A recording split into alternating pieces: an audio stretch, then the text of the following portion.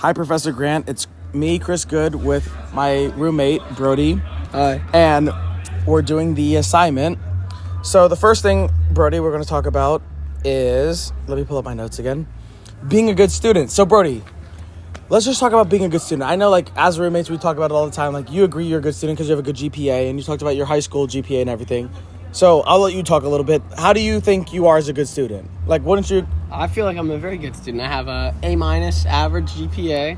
I study. I do all my homework on time. I feel like I'm one of the superior students at this school in general. Okay, so not to call you out or anything, but you say you're a good student, but, like, in our advanced writing class, which we're both taking this quarter, you always wait till the last minute to write your paper. For example, last week we had a paper due for the rough draft, and you wrote it the day of. So, how do you think you're a good student even though you procrastinate on most assignments? I feel like it's just different study styles. I feel like I work better under pressure, and I think I make the best work right before the deadline. But wouldn't being a good student mean, like, you probably don't do that kind of thing? Because I feel like good students prepare ahead of time. I feel like good students is a subjective term. If it works for me, it works for me. Well, have you ever gotten an A in that class? Well, we're still taking the class. Have you ever gotten an A, though? I've never taken the class before, so I have two B pluses. I have better grades than you on the exam, or on the essay, so. You seem a little hostile. I might. I'll start hitting you. Okay. A side note, or not even a side note. Let's just move on because you seem a little aggressive right now.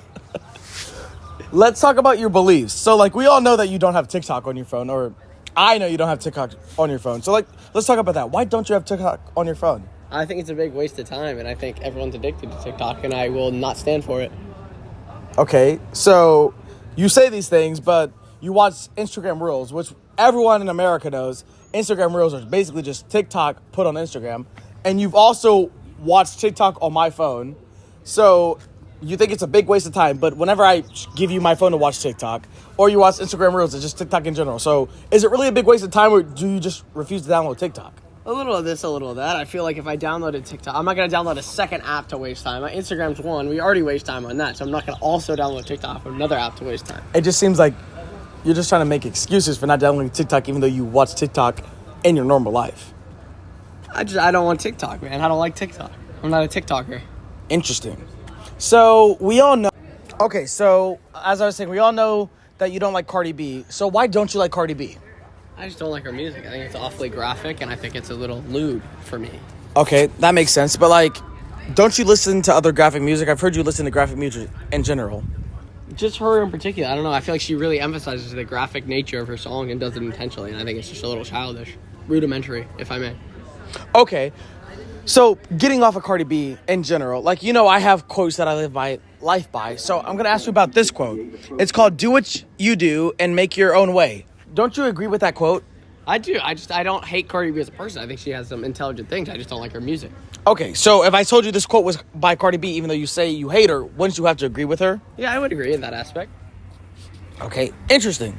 So, Brody, I know you clown on me all the time for, like, laughing at serious moments. And why do you laugh at me, even though, like, or not laugh at me? Why do you make fun of me when I laugh at serious moments? Like, you know, in general, I don't like to laugh at serious moments. And you say I would never laugh at a serious moment. Why do you do that? I just think it's very childish. I think certain moments require a certain amount of professionalism, and that you do not uphold.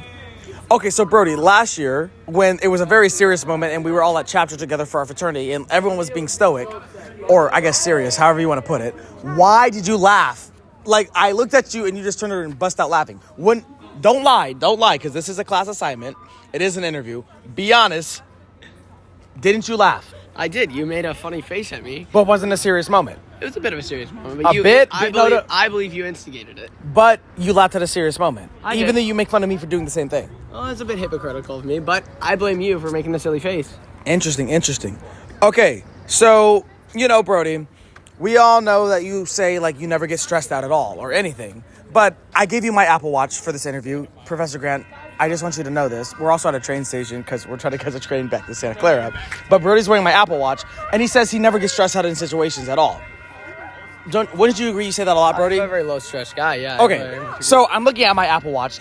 Isn't your heart rate right now, let me look at it, Brody. Isn't it like 120 right now? It's hovering around. I just had an energy drink. It's a big day. Interesting. But your energy drinks don't really raise your blood pressure. So I have high blood pressure. It runs in the family. Don't lie. It does. Ask Don't my li- doctor. You seem very like confrontational. Well, I'm a confrontational guy. I'm not a stressed guy. Interesting. Okay, interesting, Brody.